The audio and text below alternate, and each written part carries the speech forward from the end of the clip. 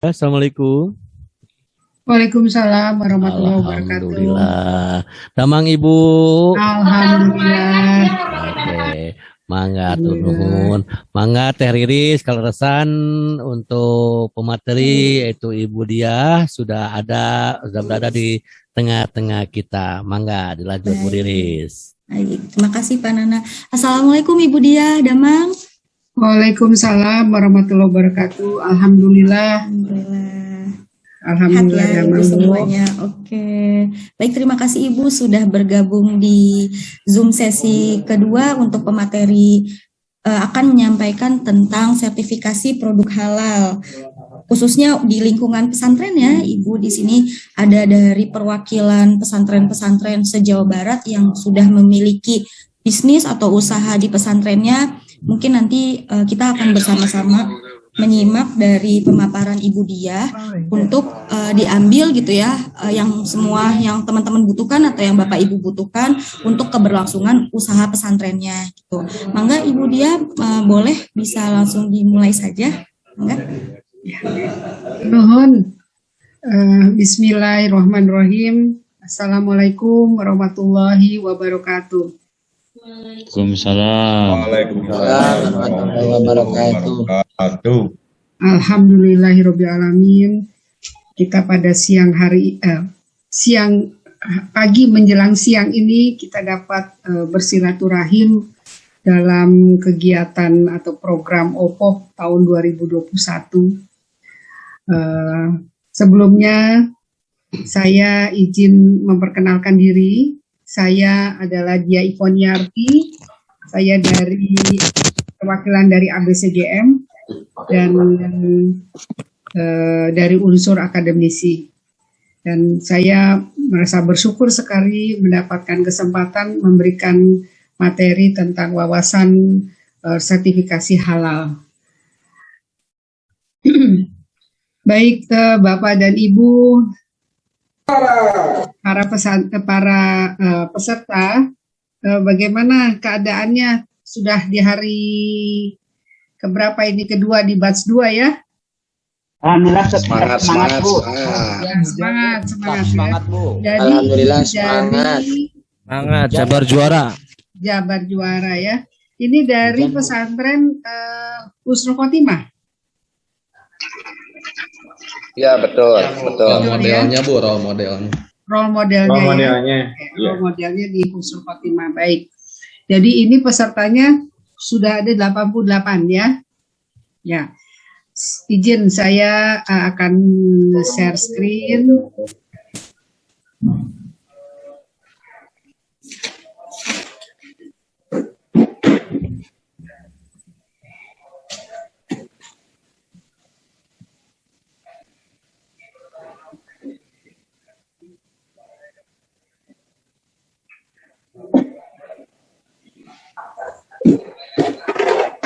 Suaranya putus-putus Bu. Sebentar Pak, saya sedang mempersiapkan ini.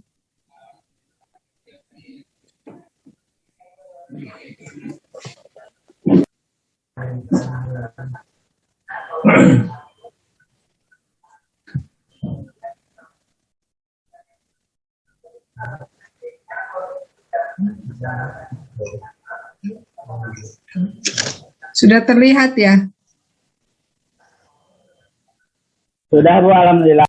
Sudah ya, alhamdulillah. Bandung Barat, baru bagus suaranya. Ya. Ya. Ya, pertanyaan awal dari kita semua yaitu mengapa sertifikat halal itu penting? Ya. Jadi kita lihat dulu latar belakangnya adalah sesuai dengan perintah Allah Subhanahu wa Ta'ala dalam Al-Quran, dan untuk mengkonsumsi makanan halal dan thayyib, baik bermutu sehat dan aman, itu ada di surat Al-Baqarah. Ya. Lalu ada di populasi Muslim di dunia, jadi 7,7 miliar, di mana 25% adalah Muslim. 1,9 miliar, jadi cukup banyak ya, ini penelitian di tahun 2020. Lalu permintaan pasar untuk produk halal global sangat besar dan cenderung meningkat. Lalu populasi muslim di Indonesia itu sebanyak 87,18% dari 237 juta sekian penduduk Indonesia. Ya, jadi populasi muslim di Indonesia ini termasuk muslim terbesar di dunia. Peningkatan keberterimaan produk halal oleh non-muslim, ya. Dan halal menjadi isu yang sangat sensitif di Indonesia.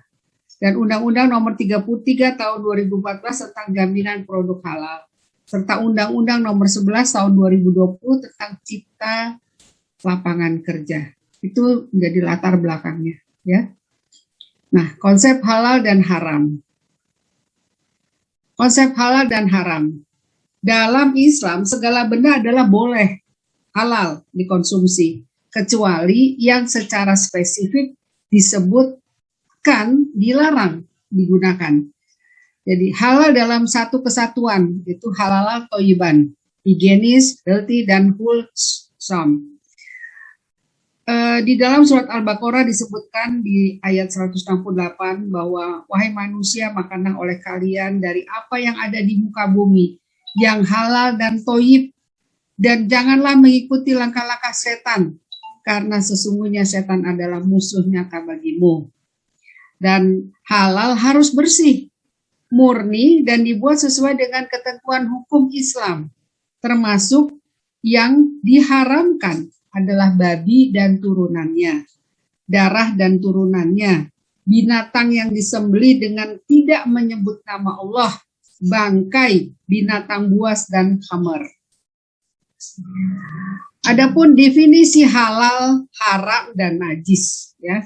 Kalau halal yaitu sesuatu yang dibolehkan menurut ketentuan syariat Islam. Segala sesuatu halal kecuali dilarang di Al-Quran dan hadis. Ini semua kita sudah tahu, ya. Lalu thayyib, sesuatu yang aman, baik, suci, bersih, tidak berbahaya bagi kesehatan. Jadi halal harus selalu dikombinasikan dengan thayyib. Halalan thayyiban. Nah, tidak haram, yaitu sesuatu yang dilarang menurut syariat Islam. Dalam Al-Quran surat Al-Baqarah 173, Al-Quran Al-Maidah ayat 3, Al-An'am 145, dan An-Nahl 115 disebutkan adalah babi, bangkai, darah binatang yang disembelih dengan menyebut nama selain Allah, khamar. Nah, menurut fatwa MUI itu adalah bagian tubuh manusia. Lalu ada di Al-Hadis, hewan buas atau bertaring, hewan menjijikkan, hewan yang hidup di dunia, di dua dunia, ya. Ada pengecualian, yaitu semua hewan yang berasal dari laut atau hidup di air adalah halal walaupun tidak disembelih. Jadi kalau ikan itu ya karena dia hidup di laut, dia halal walaupun tidak disembelih. Nah, produk yang diproduksi. Apa itu produk halal? Ya. Produk yang diproduksi dari bahan yang halal di fasilitas yang tidak terkontaminasi bahan haram atau najis.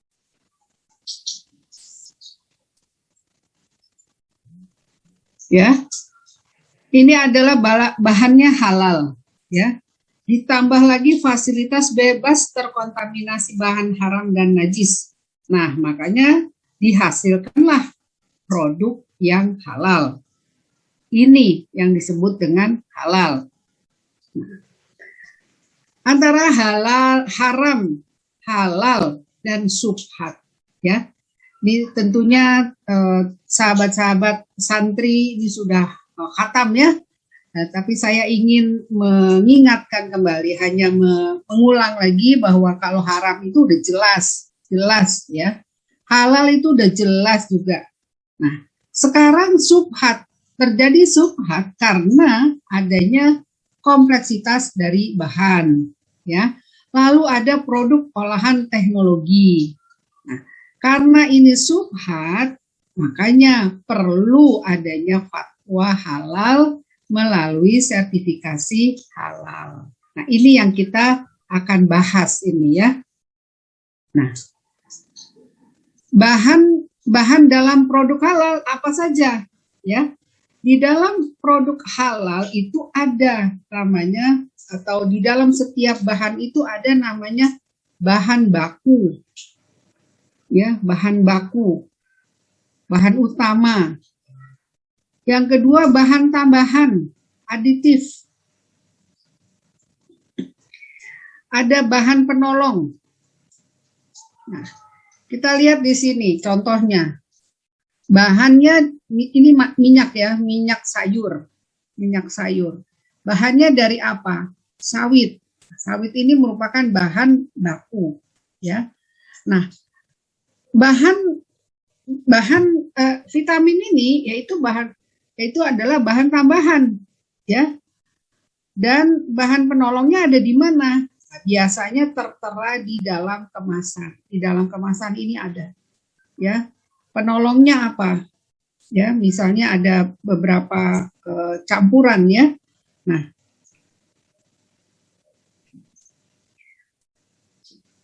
tadi kita sepakat bahwa bahan haram itu adalah bangkai, darah, daging babi, hewan yang disembelih dengan menyebut nama selain Allah, binatang buas dan khamar. Nah, sumbernya adalah di Al-Quran dan hadis. Nah, dengan ditambah teknologi, nah dengan adanya teknologi menjadi wujudnya beragam. Jadi tidak lagi ya ini yang disebutkan dalam Al-Quran dan hadis ditambah teknologi jadi wujudnya beragam. Nah, inilah yang kita akan bahas ini ya. Nah, di sini ada produk olahan teknologi adalah subhat. Jadi babi ini kalau kita lihat wujudnya jelas kita sepakat adalah haram. Kalau dilihat wujud nyatanya, dagingnya itu haram. Tetapi ada babi dan turunannya, yaitu dagingnya. Ya, dagingnya ini bisa diolah menjadi ham, sate B2, sosis, bakso, abon bakwan, pasta, burger, rendang asam amino. Nah, ini dagingnya. Lalu lemaknya bisa menjadi susu, pencampur, kosmetik, penyedap, shortening, obat tablet, flour, campuran sosis. Nah, ini campuran sosis, mentega, margarin. Ini dari lemaknya. Lalu lemaknya ini bisa jadi minyak goreng, kosmetik, mie, bakmi, ya, kaldu, bumbu. Nah, jeroannya ada paru, enzim, empedu, pankreas, usus. Nah, ini ya. Lalu bulunya. Nah, bulunya ini bisa jadi ke sikat gigi, ke kuas, ke jaket bulu, ya. Dan kulitnya bisa kikil, kolagen, kerupuk kulit, aksesoris, ya. Bahan kosmetik, selongsong sosis, tas, jaket, gesper, sepatu dan dompet dan sebagainya, ya. Lalu tulangnya. Jadi kuah, kaldu, karbon aktif, kalsium, fosfat, susu, pasta gigi. Nah, gelatin. Nah, ini yang sering ya kita temui nih. Di duda medis, di media fermentasi, di bahan makanan, ini gelatin sering dipergunakan. Nah, jadi halal bagian dari hak dan kebutuhan konsumen muslim. Yaitu kita lihat dari sini. Nah, dari perkebunannya, dari petaninya, ya, dari peternakannya. Nah, peternakannya jelas di sini ada dari peternakannya diangkut, lalu diproses, ya, diproses. Nah, pengangkutannya, misalnya ini sapi, kita bicara sapi, ya, yang halal ini kita bicara halal. Sapi adalah halal. Tetapi dari mulai dia dibawa dari peternakannya itu melalui alat angkut. Bagaimana dengan alat angkutnya? Apakah ada pernah bersentuhan dengan dengan babi atau binatang buas lainnya? Nah, ini dari angkutan saja sudah harus diperhatikan. Lalu ke processingnya ya. Processingnya bagaimana? Apakah dia pernah bercampur? Ya, bercampur dengan hewan yang lain? Lalu packagingnya. Nah, di dalam processing ini atau dia bagaimana disembelihnya? Apakah dengan menyebut nama Allah ataukah yang biasa kita kenal ya, kalau tidak salah ada penelitian di Kota Bandung 80% pedagang ayam ya itu tidak memotong tidak dengan menyebut nama Allah, yaitu maaf biasa dilakukan ya, kita semua sudah mungkin banyak juga yang mengetahui ada banyak faktor, yaitu misalnya dari ininya alat potongnya, dari pisaunya yang kurang tajam. Lalu untuk lebih cepat tidak ditunggu mati dulu, tapi langsung untuk mematikannya masuk ke dalam air panas. Nah, itu cara-cara seperti itu yang dikhawatirkan ya. Lalu packagingnya bagaimana? Apakah juga tersentuh dengan benda-benda yang juga haram? Itu misalnya dari plastiknya, lalu apalagi kalau masih ini ya, masih berupa daging gitu ya, pisaunya ya, kalau dia tidak bersentuhan dengan binatang yang haram ya jelas tidak ya. Nah, sampai kepada hasil akhir apa? Hamburger kah? Atau berupa roti kah? Nah, roti di sini ada menteganya juga, ya, ada sausnya. Nah, semua yang ada di dalam produk makanan ini kita lihat bagaimana dengan kejunya dan sebagainya. Nah, kewajiban sertifikasi halal, ya. Menurut Undang-Undang JPH nomor 33 tahun 2014, jaminan produk halal ya JPH itu. Semua produk wajib bersertifikat halal di pasal 4 kecuali untuk produk haram. Jelas, kalau udah haram ya nggak boleh dihalalkan ya. Produk barang dan atau jasa yang terkait dengan makanan. Jadi barang maupun jasa ya, yang terkait dengan makanan, minuman, obat, kosmetik, produk kimiawi, produk biologi, produk rekayasa genetik, serta barang gunaan. Nah, kewajiban bersertifikat halal bagi produk yang beredar dan diperdagangkan di wilayah Indonesia sebagaimana dimaksud dalam pasal 4 ini, ya. Mulai berlaku 5 tahun terhitung sejak undang-undang ini diundangkan, jadi tahun 2014 ya. Ini sudah berlaku 5 tahun. Jadi nah, adapun dasar hukum pelaksanaan sertifikasi halal adalah Undang-Undang nomor 33 tahun 2014 tentang penyelenggaraan jaminan halal yang tadi ya. Lalu Undang-Undang nomor 11 tahun 2020 tentang cipta karya, Peraturan Pemerintah nomor 39 tahun 2021 tentang penyelenggaraan bidang jaminan produk halal, dan Peraturan Menteri Agama nomor 26 tahun 2019 tentang penyelenggaraan jaminan produk. Nah, bagaimana dengan sertifikasi halal? Sertifikasi halal merupakan proses yang harus dilalui suatu produk untuk mendapatkan sertifikat halal. Sertifikat halal merupakan pengakuan kehalalan suatu produk yang dikeluarkan oleh BPJPH berdasarkan fatwa tertulis yang dikeluarkan oleh MUI. Mengapa sertifikasi halal penting? Nah, perkembangan teknologi pengolahan produk saat ini menyebabkan kita sulit membedakan mana yang halal dan mana yang haram. Sehingga perlu dipastikan bahan-bahan yang digunakan jelas ketelusurannya dan jaminan halalnya. Nah, apa manfaat dari sertifikat halal? Yaitu memberi jaminan kepastian kehalalan produk. Lalu jaminan produk berkualitas tinggi. Dan nilai tambah dalam penjualan produk. Jelas nanti akan naik value-nya, harganya, nilainya ya. Nilai dari produk itu akan meningkat ya. Nah, dalam sertifikasi halal mendorong pelaku usaha mengelola usahanya lebih baik ya. Nah, dalam pelaksanaan sertifikasi halal, pelaku usaha harus memenuhi persyaratan yang ditetapkan oleh BPJPH.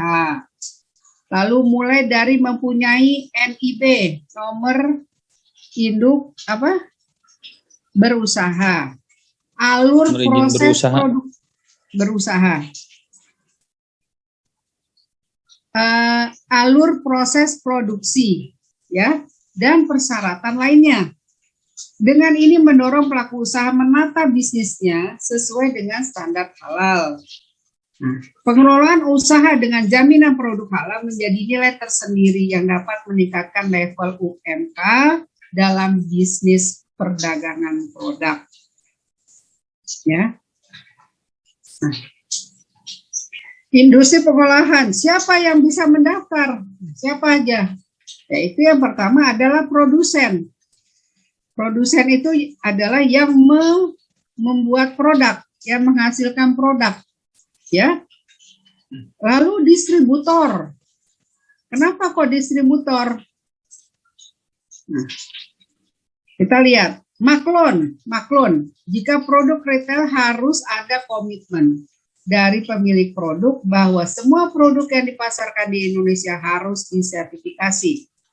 Nah, ada lagi pemilik restoran, catering, dapur, lalu perusahaan jasa. Nah, di sini kenapa kok distributor? Karena distributor ini bisa saja produsen dia mempunyai halal, tetapi terjadi penyimpangan di distributor, ya, juga di maklon. Nah, makanya ketiga unsur ini harus mempunyai sertifikat halal masing-masing, ya. Jadi tidak hanya sudah produsennya aja, jadi untuk distributornya nggak usah karena ngikuti halalnya produsen. Ternyata tidak ya, jadi harus masing-masing mempunyai sertifikat halal. Nah, bagaimana tata cara sertifikasi halal? Yang pertama kita harus punya mindset bahwa sertifikasi halal itu mudah loh dan cepat. Jadi jangan ada pikiran bahwa pasti mahal dan lama, dan insya Allah sekarang mulai ada kepedulian dari pihak pemerintah kah, atau dari pihak BUMN, dari pihak-pihak yang terkait itu memberikan fasilitas kepada para UMKM atau para pengusaha itu untuk memberikan fasilitas sertifikat halal gratis, ya. Saya mendapatkan informasi, insya Allah Bank Indonesia memberikan fasilitas sertifikat halal untuk 500 UMKM, ya. Nah, pertama apa? Kita harus jujur. Jadi jangan kita sembunyikan dari apa? Misalnya dari bahannya sendiri. Kalau kita bicara halal, pertama itu adalah kita teringat yang berhubungan dengan perdagingan, ya, perdagingan, ya, daging ayam, daging sapi, ya. Nah, daging ayam, daging sapi. Tadi kita sepakat kita merujuk kepada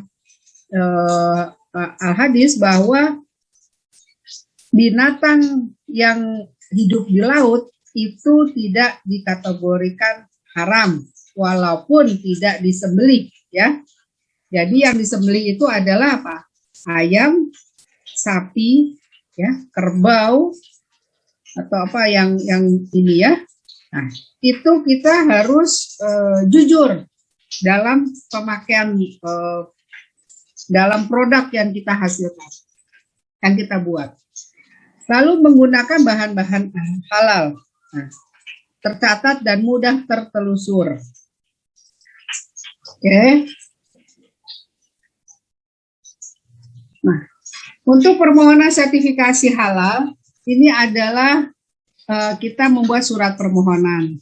Lalu ada formulir pendaftaran dan aspek legalnya NIB, dokumen penyelia halal, daftar nama produk dan bahan, proses pengolahan produk, dokumen SJPH apabila ada, salinan sertifikat halal bagi yang perpanjangan. Nanti saya sebentar saya akan sebentar.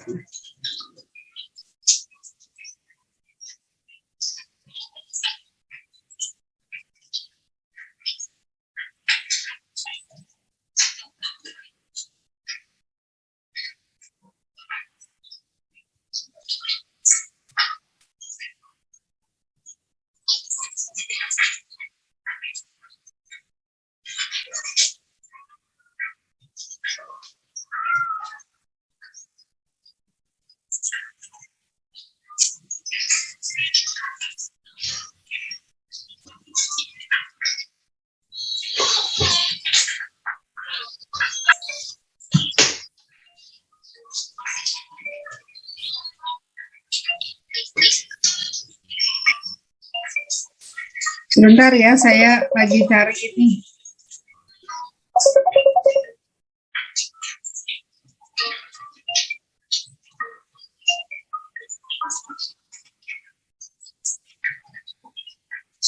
Apa boleh untuk pertanyaan, Bu? Oh iya, silakan. Tapi tunggu, ini saya mau ada satu file lagi yang mau saya share. Tapi kok ini sebentar ya, sebentar Pak.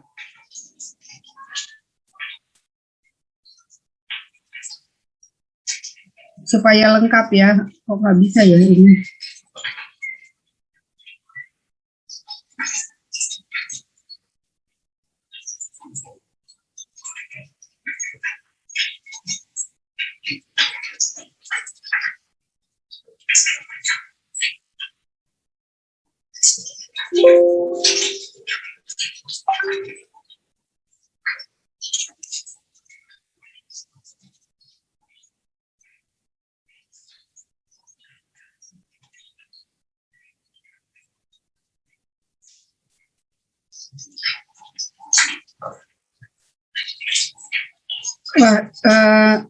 Kelihatannya agak ada trouble ini.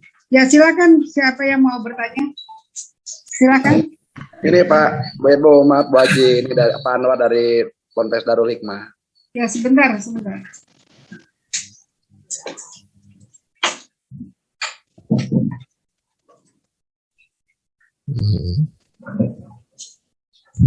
Ya silakan.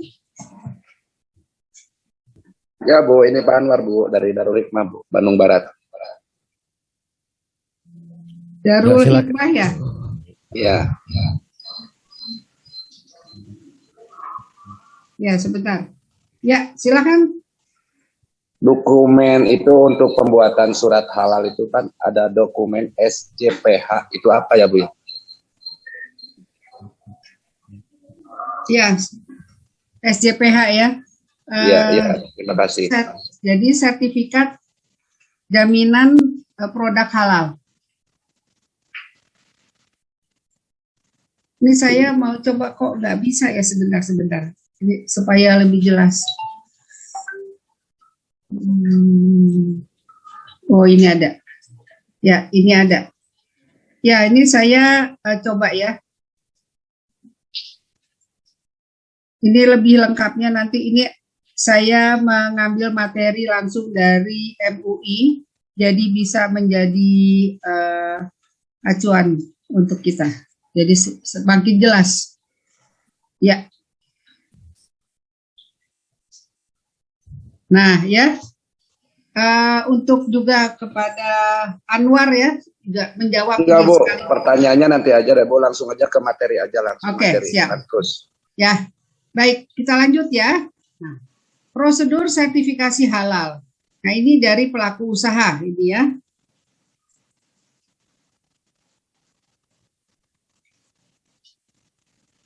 Nah, dari pelaku usaha melakukan pendaftaran. Nah, pendaftaran itu bisa mendownload STTD via Si Halal ya, nanti melalui sistemnya ya. Melalui apa ya? Apa ya, di download ya, Si Halal. Nah, nanti diajukan ke sini BPJPH ya, BPJPH. Nah, lalu nanti dari sini, dari download ini bisa juga submit data. Jadi data dari ke sini, ke MUI. Nah, dari MUI, nah nanti ada komisi fatwa. Jadi awalnya sebelum tahun 2014 ini dilakukan sertifikasi halal itu dilakukan oleh MUI, LPPOM MUI. Ya, sekarang sudah ada bermitra dengan BPJPH ya. Nah, jadi tapi tetap ini rekomendasinya dari LPPOM MUI dan adanya komisi fatwa. Nah, ini adalah penetapan halal produk oleh komisi fatwa MUI. Nah, lalu mendownload ketetapan halal MUI. Di sini mengajukan penerbitan sertifikat halal BPJPH dengan melampirkan STTD dan ketetapan halal.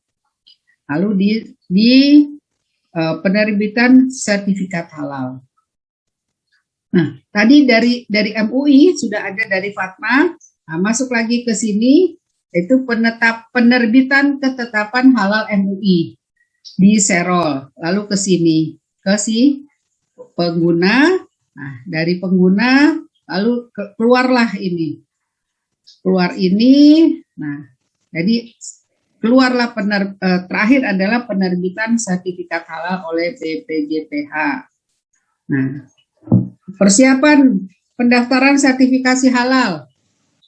Pahami persyaratan sertifikasi halal, yaitu pengenalan sertifikasi halal, training eksternal, membaca buku khas 2300 23.0000 dan lain-lain.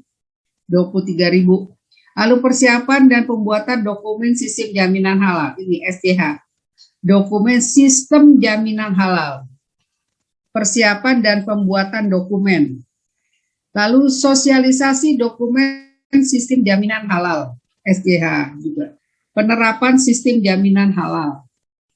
Internal audit. Ya. Dikaji ulang manajemen, lalu pembuatan STTD, BPJPH, dan pendaftaran ke LPPOM MUI. Ini persiapan. Jadi kita harus mengenal dulu, lalu mengikuti training. Sebaiknya kita mengikuti training. Insya Allah dengan adanya pelatihan ini informasi awal dan para sahabat, para santri bisa mendapatkan informasi awal untuk sertifikasi halal, ya. Nah, SJH, Sistem Jaminan Halal, ya. Ini ada buku-bukunya juga ini semuanya ya. Sistem jaminan halal adalah sistem manajemen terintegrasi yang disusun, diterapkan dan dipelihara untuk mengatur bahan, proses produksi, produk, sumber daya manusia, dan prosedur dalam rangka menjaga kesinambungan proses produksi halal sesuai dengan persyaratan. Jadi sistem. Jadi dari tadi kan dari hilir ke hulunya, dan itu harus benar-benar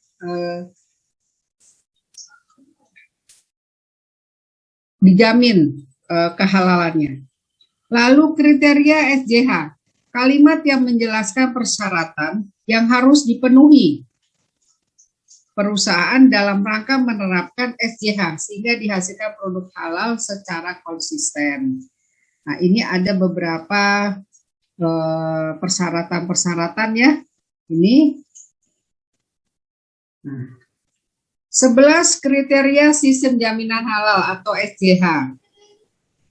1. Kebijakan halal.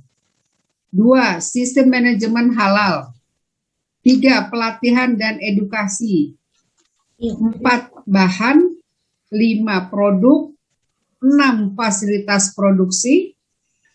7. Prosedur tertulis untuk aktivitas kritis. 8. Mampu telusur. 9. Penanganan produk untuk tidak memenuhi kriteria. 10. Audit internal. Dan 11. Kaji ulang manajemen. Nah, jadi yang nomor 1 sudah ada kebijakan halalnya ya, sudah ada ketentuannya. Lalu ada tim manajemen halal itu yang menyediakan adalah MUI ya, MUI maupun dari BPPJH ya. Lalu pelatihan dan edukasi. Nah, ini merupakan yang sekarang kita ini adalah salah satu bentuk dari pelatihan dan edukasi ya mengenai halal ya. Lalu mengenai bahannya sendiri, karena kita kan akan memprodukkan ya, memproduk. Lalu produknya apa? Produknya apa, bahannya apa? Dan fasilitas produksinya, ini tidak kalah penting ya.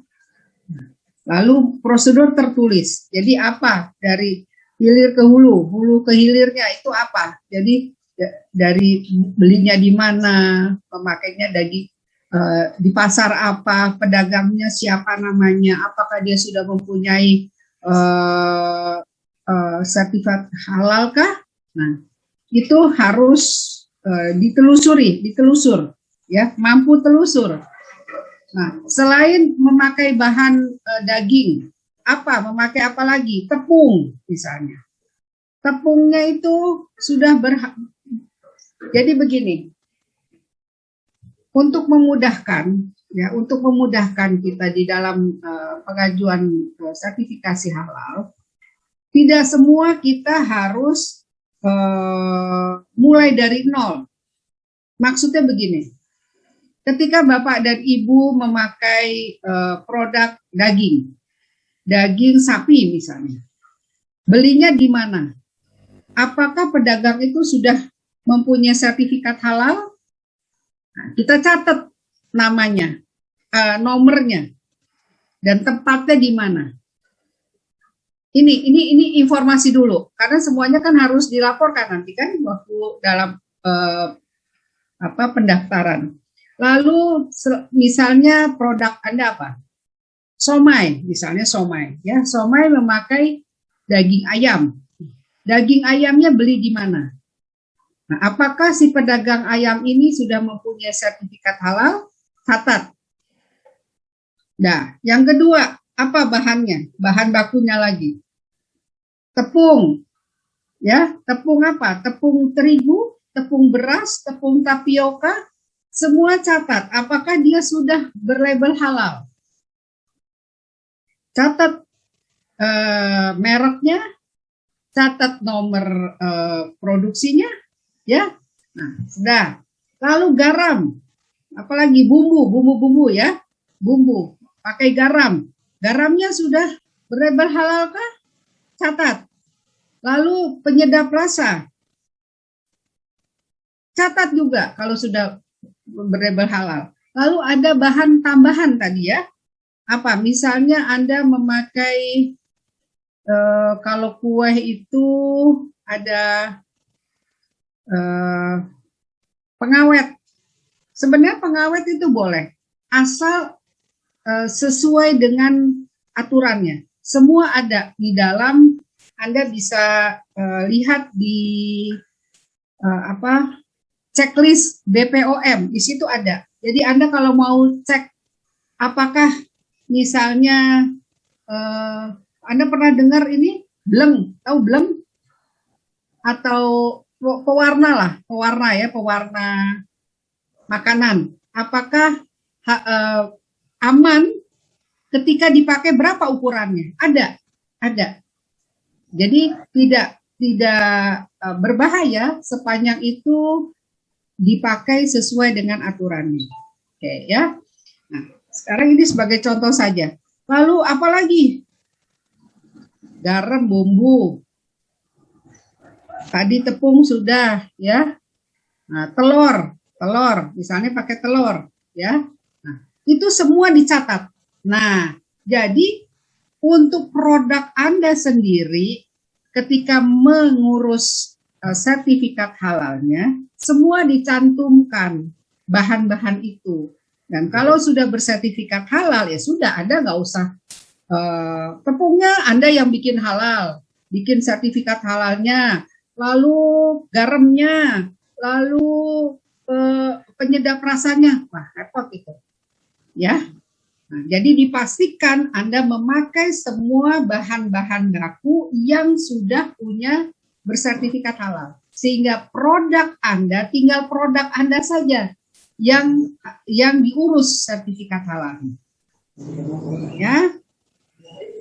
Nah, ini dokumen pendaftaran ke LPPOM MUI, yaitu Manual Sistem Jaminan Halal SDH, diagram alir, surat pernyataan fasilitas bebas babi. Nah, ini nanti ada ya, alamat seluruh fasilitas yang memproduksi produk yang disertifikasi, termasuk maklun. Nah, ini tadi alamat seluruh fasilitas, ya. Daftar makanan dan dokumen pendukung bahan, dicatat semuanya. Daftar produk yang akan disertifikasi. Jadi yang produknya. Jadi yang dihasilkan, yang Anda hasilkan saja. Nah, kalau yang tadi bahan-bahan pendukung itu dicatat saja.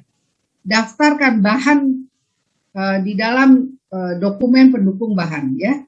Bukti implementasi SJH, diseminasi kebijakan halal, audit internal, sertifikat pelatihan eksternal. Nah, ini insya Allah bisa menjadikan satu persyaratan yang bisa dipenuhi, yaitu sertifikat pelatihan eksternal.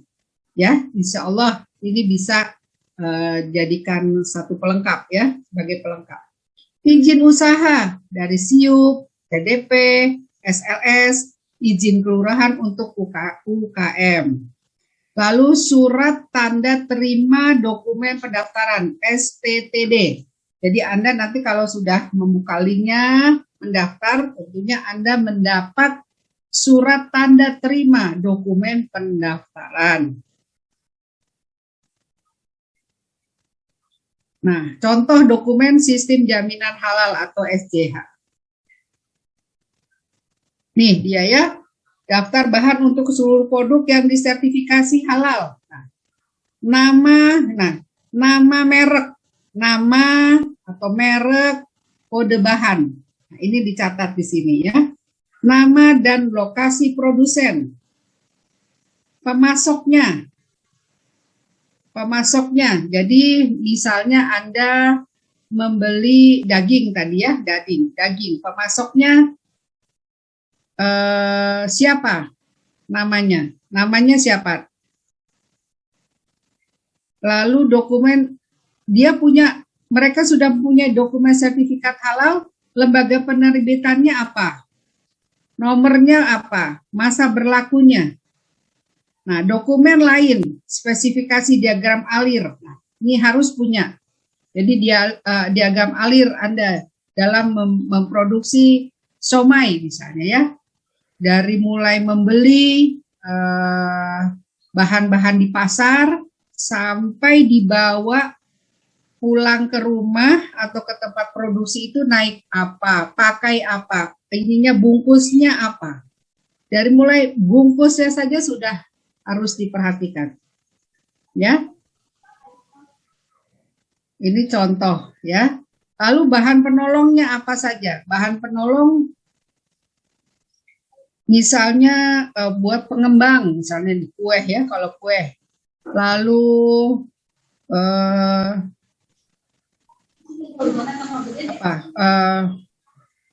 bumbu-bumbu ya, itu bahan tambahan. Kalau bumbu itu bahan tambahan.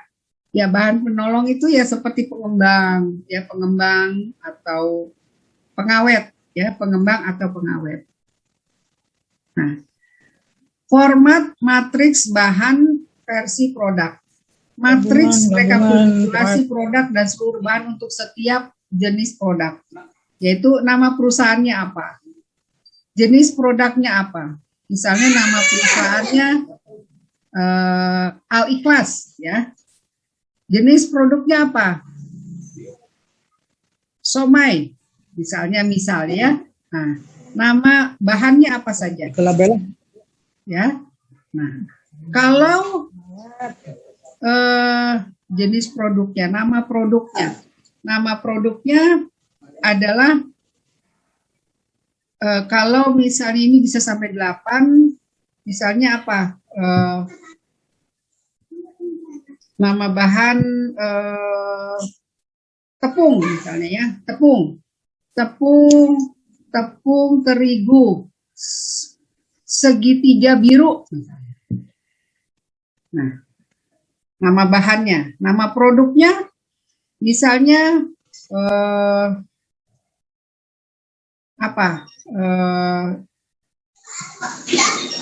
nama produk nama produknya segitiga biru, nama bahannya itu tepung.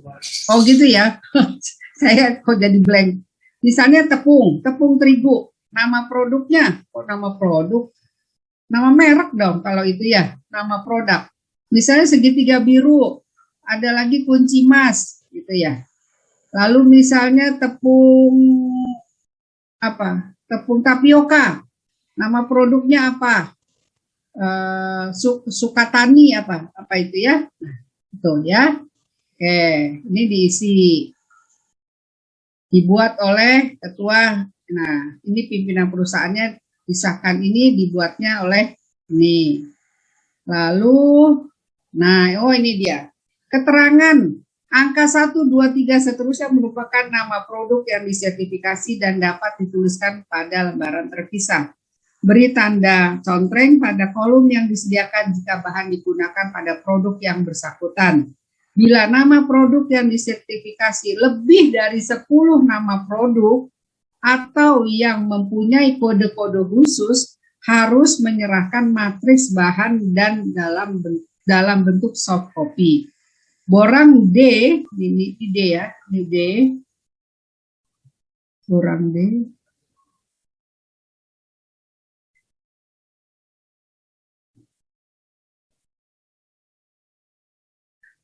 Borang D dapat dibuat dalam bentuk non-matriks dan pada halaman terpisah dengan tetap dilengkapi pengesahan untuk setiap produk. Nah, dibuat oleh tim manajemen halal. Nah, ini semuanya tentunya berdasarkan data yang Anda masukkan dalam pendaftaran. Jadi, dibuat oleh tim manajemen halal berdasarkan data yang Anda berikan, ya. Nah, sudah dibuat matriksnya, lalu disahkan oleh Anda sebagai pimpinan perusahaannya, ya, sebagai pelaku usaha. Nah, di sini ada surat pernyataannya yang bertanda tangan di bawah ini, selaku manajemen representatif menyatakan bahwa fasilitas yang digunakan untuk produksi produk bebas dari bahan babi dan turunannya. Surat ini saya buat sebenar-benarnya dan tanpa paksaan. Demikian surat penetapan ini dibuat untuk digunakan sebagai mestinya. Jadi nanti Anda menandatangani surat pernyataan ini. Nah, ini bentuk-bentuk disediakan juga template manual SJH sebagai panduan UMKM. Ini ada panduannya ya. Lalu pengenalan sertifikasi halal. Nah, ini Anda mengikuti kegiatan pelatihan ya. Jadi kegiatan pengenalan sertifikasi halal dan Seros SS 23.000. Nah, Ini nanti ketika Anda masuk ke linknya si halal, ini bisa Anda mendapatkan ini di mana nantinya untuk mendapat pengenalan ini. Pasti mereka akan mengadakan kegiatan pelatihan. Nah, nih, kunjungi website PPOM, MUI, atau klik link tersebut. Nah, ini. Ya. Nah, tadi ke LPPOM MUI, kepada MUI. Nah, sekarang pendaftaran ke BPJPH. Ya. STTD atau surat tanda terima dokumen adalah bukti pendaftaran perusahaan ke BPJPH yang dapat diunduh setelah mendaftarkan ke portal si halal. Ya. Nah, jadi ini Anda bisa link ke sini ya. Ke BPJPH. Nah, ini alur. Nah, ini tadi alur pendaftaran melalui EPPOM MUI. Nah, ini Anda bisa masuk ya, bisa masuk ke akun Serol, lalu registrasi, membayar biaya registrasi, lalu mengupload data, ini apa aja yang diminta datanya, lalu monitoring pre-audit, jadi sebelum diaudit ini ada monitoringnya. Nah, ini alurnya ya. Nanti kita bisa lihat membayar dulu, membayar biaya akad, lalu pengajuan jadwal audit, jadi kapan mereka datang ke tempat Anda, lalu monitoring post audit, jadi setelah diaudit juga ada, Anda bisa lihat sampai di mana monitoringnya, auditnya, ya. Lalu monitoring fatwa, kita bisa juga lihat di sini. Lalu download sertifikat, ya sudah keluar. Kalau fatwanya sudah keluar, berarti Anda juga sudah mendapatkan sertifikat. Jadi semua ini melalui online, ya. Nah, ini kontak MUI. Nah, ini ya, ini WA-nya, website-nya, lengkap ini semua, dan ini juga ada barcode-nya. Ini pencarian produk halal, website LPO MUI, ya. Ini bisa Anda lihat di sini. Cek produk halalnya. Ya, ini langsung materi dari MUI. Baik, mungkin untuk materi saya cukupkan, dan silahkan kalau ada yang mau bertanya. Ingin bertanya, Bu. Ya. Silakan. Bismillahirrahmanirrahim. Assalamualaikum warahmatullahi wabarakatuh. Waalaikumsalam. Saya Hilman Maulana dari Pondok Pesantren Al Munawaroh di Babi, Kota Bandung. Yang ingin saya tanyakan terkait dengan label halal. Tadi kan dari tadi kita fokusnya ke produk halal, terus yang dibahas juga terkait dengan makanan. Nah, di sini yang menjadi persepsi saya sendiri gitu terkait dengan label halal tersebut hanya berkenaan dengan aspek makanan saja. Gitu. Sedangkan dilihat dari lapangan ada yang kayak kulkas terus punya label halal, kalau nggak salah Sanken gitu atau apa gitu, lupa lagi. Nah itu kemudian yang menjadi pertanyaan saya yaitu seberapa signifikankah label halal kalau misalkan diterapkan di fashion gitu, bisa atau tidak gitu? Itu pertanyaannya. Jadi ada mendengung ya suaranya ya? Mohon izin untuk yang lainnya Bapak Ustadz, Ibu Ustadz, mikrofonnya dimatiin aja ya. Kalau mau nanya silakan dibuka kembali. Iya. Ya Bu, gimana? Terima kasih. Jadi saya jawab satu-satu ya. Iya, silakan Ibu. Ya, baik. Kalau untuk fashion, betul sekali ya. Tadi kan kita sudah sepakat memang tadi hanya makanan sebagai contoh ya. Tetapi kita lihat tadi turunan dari babi. Turunan dari babi itu bisa kulit, ya, bisa kulit, bulu, ya. Nah, bulunya itu untuk apa? Nah, jadi itu yang dipastikan. Apakah bahan yang kita pakai itu bebas daripada turunan dari babi atau turunan dari binatang-binatang buas. Itu kembali lagi ke ini, ke semula, ya. Jadi bagaimana caranya mengetahui bahan yang kita pakai itu tidak mengandung babi? Bisa. Jadi kalau kita lihat itu ada keterangannya di dalam setiap bahan itu ada. Jadi pemakaiannya apa? Polyester apa. Di situ ada. Jadi di situ ada misalnya gelatin aja. Gelatin itu kan bisa buat untuk apa saja, bisa kosmetik, bisa ke bahan campuran dari serat, itu bisa. Ya. Lalu Anda pernah dengar plasenta bayi? Ya. Pernah dengar plasenta bayi untuk kosmetik? Nah, itu kan diharamkan karena sesuai dengan fatwa MUI itu adalah bagian dari tubuh manusia. Nah, itu ada. Jadi Anda tidak usah bingung nantinya, ya. Kalau Anda mau mengecek ini bahannya, saya terbebas tidak dari barang-barang haram. Jadi Anda bisa lihat, cek mendetail.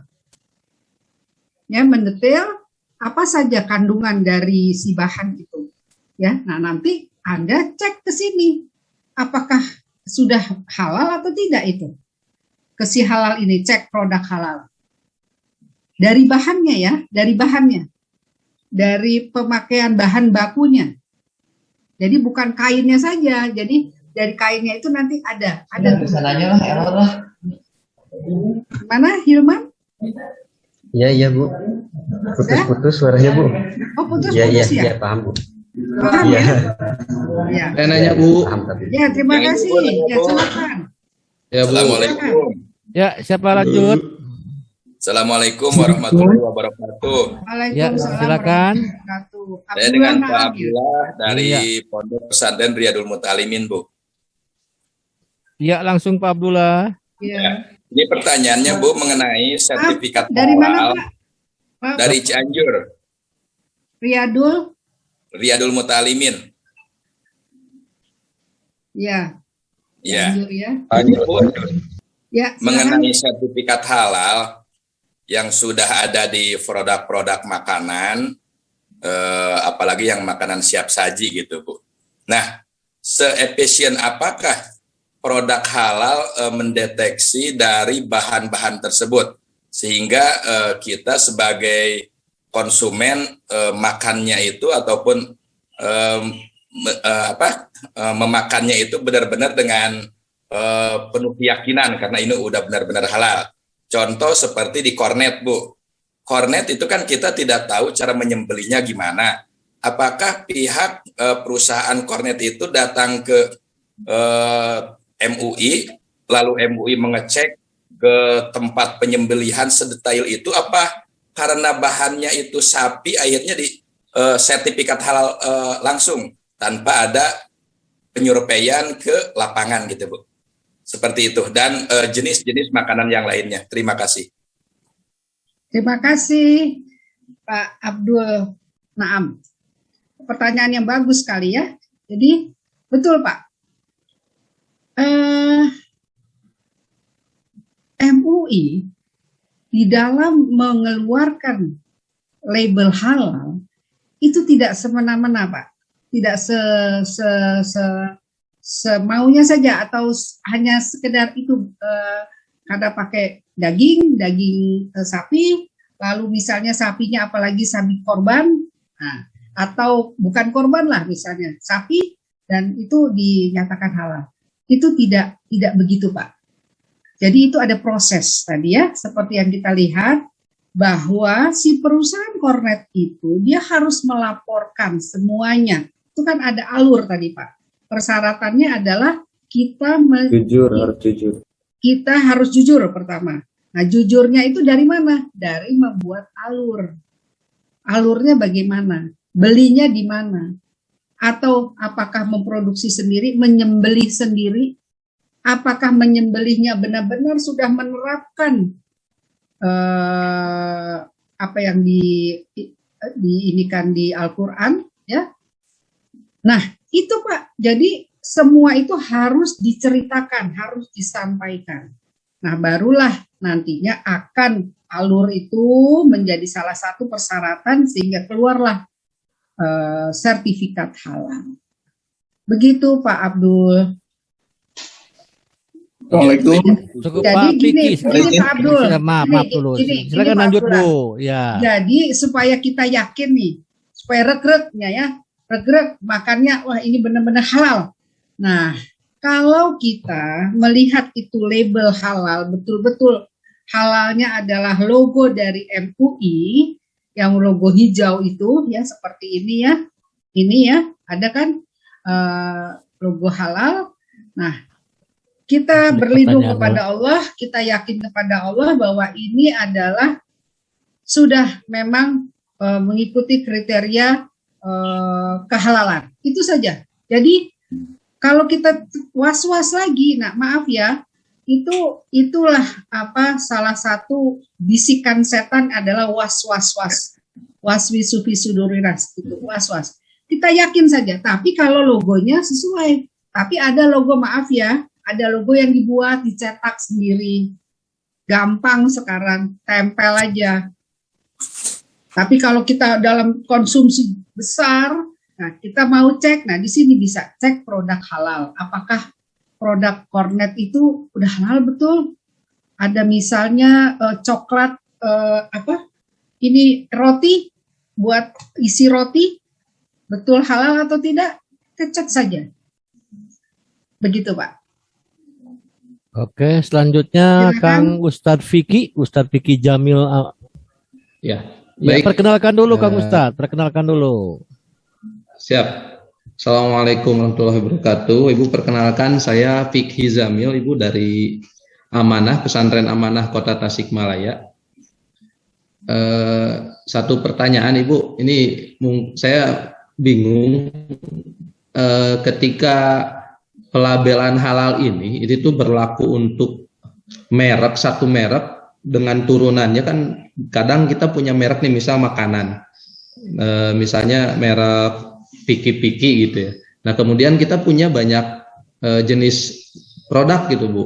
Ada batagor, ada keripik, kemudian ada ini. Nah itu yang dihalalkannya itu apakah semua jenis? Kadang kan gini, ketika misalnya sekarang produk keripik sudah halal, dapat halal tuh dari MUI.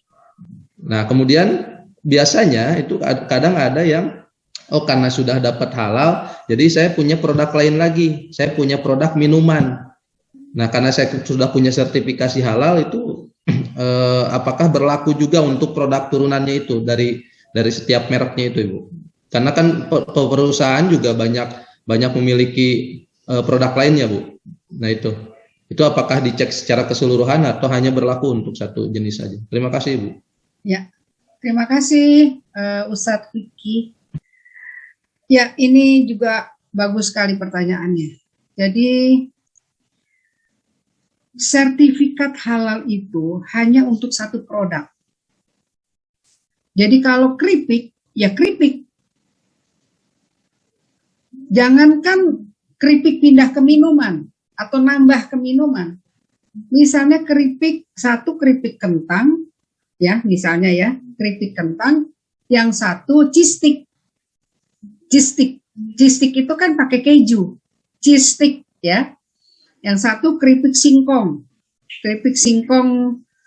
rasa apa? Pedas kah atau level 1, level sampai level 10 misalnya ya. Yang satu cheese stick, sama-sama kriuk, sama-sama makanan kering ya.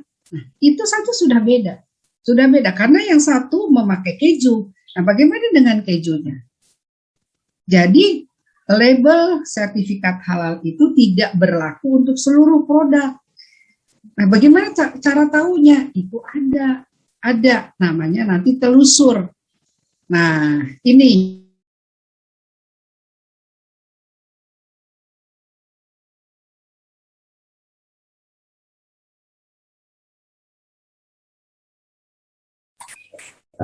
Maaf Pak, ini suaranya nggak ada sih.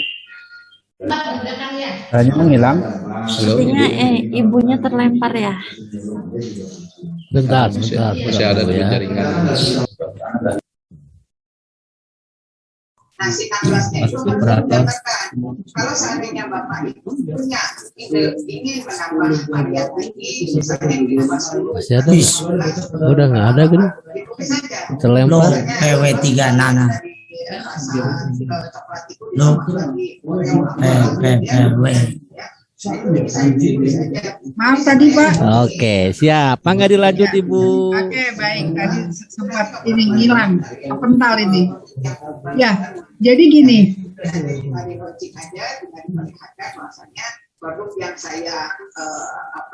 Jadi saya lupa nih. Tadi apa ya?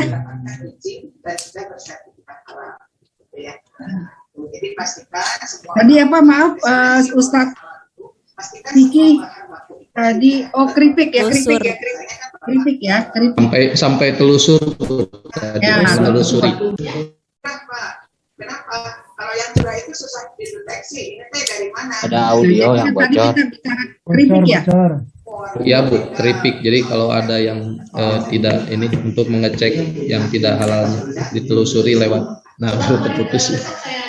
Mohon izin fasilitator barangkali audionya ya, fasilitator. Iya Bapak, mangga lagi dicoba cek dulu untuk Siap. pesertanya. Siap. Mangga lanjut Ibu dia. Terima kasih Pak. Ya, jadi gini. Oh ya, baru saya ingat. Jadi gini, kalau seandainya ya, bagi satu perusahaan atau satu pelaku usaha, dia sudah mempunyai sertifikat halal. Nah, terjadilah tadi yang dikhawatirkan oleh Abdullah, ya, Ustadz Abdullah yang mengatakan bahwa kalau itu bagaimana supaya rekrek ya. Nah, terus ditempel lagi. Nah, tadi Vicky ya, Ustadz Vicky, ditempel lagi ke produk yang lain. Nah, memang tadi sebagai seorang Muslim ya bertanggung jawab kepada hablum minallah dan hablum minannas, ya, kita harus jujur. Tadi harus jujur persyaratan. Itu dilakukan dengan berbohong, ya, itu nantinya akan ketelusur, akan terlihat karena MUI juga punya pengecekan secara mungkin acakkah atau secara berkalakah, ya. Kalau itu ditemukan, nah itu yang harus siap untuk ditarik dari peredaran, atau dengan kata lain ya Anda sudah berbohong, gitu ya. Namanya orang berbohong kalau nggak ketahuan, maaf ya, kalau niatnya tergantung niatnya. Kalau niatnya tadi berbohong, ya dia selamat kalau ya untung-untungan gitu. Tapi kembali lagi kepada akhlak kita, pada akhlak kita sebagai produsen. Sampai hatikah kita membohongi sekian juta orang dengan hanya menempelkan logo halal, hanya untuk menaikkan rate, hanya untuk menaikkan value, untuk meyakinkan masyarakat terhadap produk kita. Itu kembali lagi kepada akhlak kita, ya. Tapi kalau ketahuan, ya ketahuan secara manusia, ya Anda ditarik. Tapi Allah tidak tidur, ya. Baik, silakan yang lain masih Jelas ada. Kang Ustadz Vicky, jelas Ustadz Vicky. Sudah cukup, terima kasih. Alhamdulillah. Ini yang tadi acung-acungan ini buat Bapak Ustadz Solih Maulud. Bapak Ustadz Solih Maulud, silakan langsung. Perkenalkan Bapak Ustadz. Assalamualaikum warahmatullahi wabarakatuh. Nama saya Solih Maulud, perwakilan dari Pondok Pesantren Al Mubarak Kabupaten Majalengka. Untuk pertanyaannya sederhana, untuk pengecekan atau semacam audit lagi setelah mendapatkan sertifikasi halal itu dalam waktu berapa tahun, Bu? Itu aja. Wassalamualaikum warahmatullahi wabarakatuh. Ya, Pak. Waalaikumsalam warahmatullahi wabarakatuh. Ya, jadi pengecekan ulang itu Yang pastinya adalah ketika kita memperpanjang, itu sudah pasti akan pengecekan ulang, ya. Jadi sertifikat itu tidak berlaku seumur hidup, tapi ada masa berlakunya, yaitu 3 tahun atau 5 tahun, ya. Nah, itu nanti dicek ulang. Nah, dalam masa itu, ya, dalam masa tidak ada pengecekan karena kita belum memperpanjang dan tidak ada pengecekan dari MUI, bagaimana MUI itu bisa mengecek jutaan pelaku usaha, ya, itu suatu hal yang sangat berat, ya. Nah, itu kembali lagi pulang kepada kita. Apakah kita mau nyimpan? Apakah kita mau menyimpan? Tadi kita bicara kornet misalnya. Kornet sudah ada label halal. Pada saat itu, pada saat didaftarkan. Tapi ketika nanti sudah 1 tahun, 2 tahun sampai mau diperpanjang, wallahu alam apa yang dilakukan. Nah, itulah kembali lagi kepada kita berlindung kepada Allah dari orang-orang yang berbuat dusta kepada kita. Mungkin begitu, Pak. Ya, integritas ya. Izin. Mau tanya Bu. Ya, silakan. Gimana Pak Soli, cukup ya? Ya, cukup. Ya, Oke, Pak Soli cukup. ya, langsung ke ini dulu, perwakilan dulu milenial nih, Rifki, Kang Rifki, silakan. Ya, perkenalkan diri dulu ya Kang Rifki ya. Assalamualaikum warahmatullahi wabarakatuh. Waalaikumsalam warahmatullahi wabarakatuh. Nama saya Rifki dari Ponpes Nurul Huda, Subang. Yang saya mau tanyakan Bu, apa dampaknya jika kita menjual produk 100% halal, bahwa jelas bahwa produk yang saya jual itu 100% halal karena saya tahu dan paham tentang bahan-bahannya gitu. Namun kita tidak punya sertifikat halal. Apa dampaknya, Bu? Terima kasih. Ya, terima kasih Ustadz Rifki Syari. Nah, nah ini memang satu dilema yang ada di masyarakat saat ini, ya. Nah, bahwa ketentuan untuk mendapatkan sertifikat halal itu tidak seperti membalikan telapak tangan, sangat mudah, cepat, seperti membalikan tangan ya, tidak melalui proses, itu sangat sulit. Nah, jadi memang ada di masyarakat pihak-pihak atau orang-orang yang seperti yang tadi Rifika katakan, semua yakin bahwa ini halal. Tapi saya belum ngurus sertifikatnya, atau udah gimana? Nah, pertama, mungkin pengetahuannya belum mengetahui banyak tentang sertifikat halal. Yang kedua, mungkin masih ada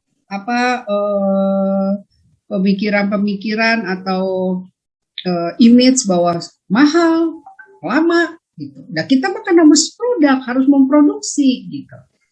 Itu yang terjadi fenomena di masyarakat. Nah, untuk itulah melalui program ini, melalui pelatihan ini, dengan materi sertifikat halal ini, insya Allah akan menggugah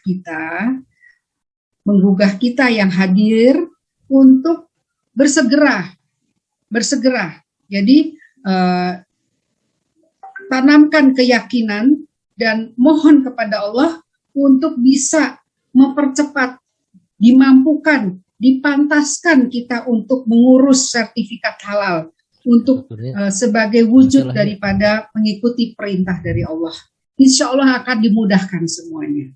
Ya, yang kemarin-kemarin atau orang-orang yang di sekitar kita yang masih ragu, nah itu kita beri pemahaman untuk untuk yakin mulai mengurus sertifikat halal ini. Ya. Jadi itu dampaknya gimana, Ibu? Dampak apanya nih? Dampak dari tidak mempunyai sertifikat halal. Misalnya kayak apakah ada teguran dari pemerintah kah atau gimana? Teguran dari pemerintah itu tidak langsung kita ditegur, tetapi adalah di konsumen. Tegurannya melalui konsumen. Konsumen ragu untuk mengkonsumsi produk kita. Ya, itu satu. Yang kedua, tidak ada sanksinya, tetapi kita memang trust, kepercayaan. Jadi mungkin Anda masih bisa melakukan itu dengan dari mulut ke mulut, menjual dari mulut ke mulut, tidak bisa booming, tidak bisa secara massal di pasaran, karena ada persyaratannya. Selain halal ada dari BPOM, ya, dari badan dari BPOM itu harus ada. Lalu ada PIRT-nya. Nah, itu legalitas itulah yang akan mengangkat marketing atau ya marketing dari produk Anda. Ya cukup Sekarang Kang Rizky ya, berdampak. Bu, cukup Bu, udah cukup Rizky, Kang Rizky baik. udah cukup. Baik. Cukup. Oh, mohon Cukup. izin, satu lagi ya, coba 5 menit lagi, mohon singkat. Udah 5 azan menit ya. lagi Bu ya, 5 menit lagi. Ya. Kang Yaman ya, singkat, padat ya. Oke, Oh, Kang iya. Yaman, silakan. Ya, perkenalkan saya Yaman Bayhaki dari Bahia Garut, Ibu. Yang ingin tanyakan, kalau kita buat produk terus pakai label halal, tapi sertifikatnya belum punya sertifikat gitu. Ya, terdengar, Bu? Terdengar. Oh iya. Terdengar. Apa Iya. dampak dan sanksinya gitulah kalau buat Iya. label abal-abal gitu. Iya. Ya, Terima terima kasih. kasih. Terima kasih Satyaman ya. Nah, itu satu jawaban saya. Maaf, kita sudah berbohong. Kita tidak jujur. Satu, ya. Yang kedua, orang tidak jujur, maling, kalau nggak ketahuan ya dia jalan terus, ya. Kalau ketahuan baru dia merasakan bahwa ya saya maling. Tapi kalau enggak, ya jalan terus. Nah, tapi labelnya adalah maling, ya. Jadi sudah berbohong. Jadi mohon itu tidak dilakukan, sebaiknya jangan dilakukan karena kita sudah berbohong kepada diri kita, kepada Allah dan kepada masyarakat. Oke, Baik. jelas ya Kang Ya. Yaman ya. Terima kasih Jelas, banyak, Ibu. ya, oke. Ibu mohon izin karena waktunya udah habis. Ibu Ya. barangkali Ibu bisa menyantumkan nomor HP di chatbox Ibu buat barangkali teman-teman mau menanyakan sesuatu terhadap Ibu. Baik.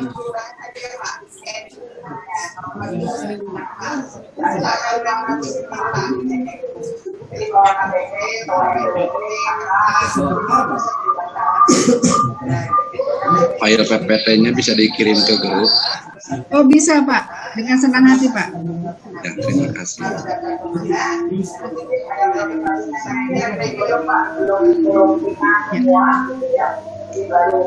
Itu nomor ini saya, kontak saya. Baik. Oke, terima kasih Ibu. Mangga sebagai ucapan terakhir Ibu mangga lagi mau ucapan apa-apa, langsung Ibu bisa istirahat. Ya. Alhamdulillahirobbilalamin. Foto bersama dulu, Pak. Ya, sebentar iya, sebentar foto dulu. Ibu bersama. dulu, Ibu dulu. Ya, silakan Bu. Oh, saya ngomong dulu ya. Ya, siap Bu. Ya, alhamdulillahirobbilalamin. Syukurilah kita bisa berbagi ilmu pada siang hari ini. Insya Allah ilmu ini adalah ilmu yang barokah untuk kita, membawa kemaslahatan untuk umat dan membawa keberhasilan dari usaha dari para santri dan diniatkan dengan niat tulus ikhlas. Amin, amin, amin, ya Allah. Amin. Insya Allah nanti produknya semakin Amin. makin Makin maju. banyak ya, semakin maju, semakin barokah. Amin. Amin. Amin. Dapat bertemu lagi di lain kesempatan dalam keadaan sehat walafiat. Amin. Sekian kiranya, mohon maaf atas kekurangan dan kesalahan saya. Assalamualaikum warahmatullahi wabarakatuh. Baik, terima kasih Ibu Dia. Terima kasih Ibu Dia atas ilmunya Bu Dia. Terima kasih banyak.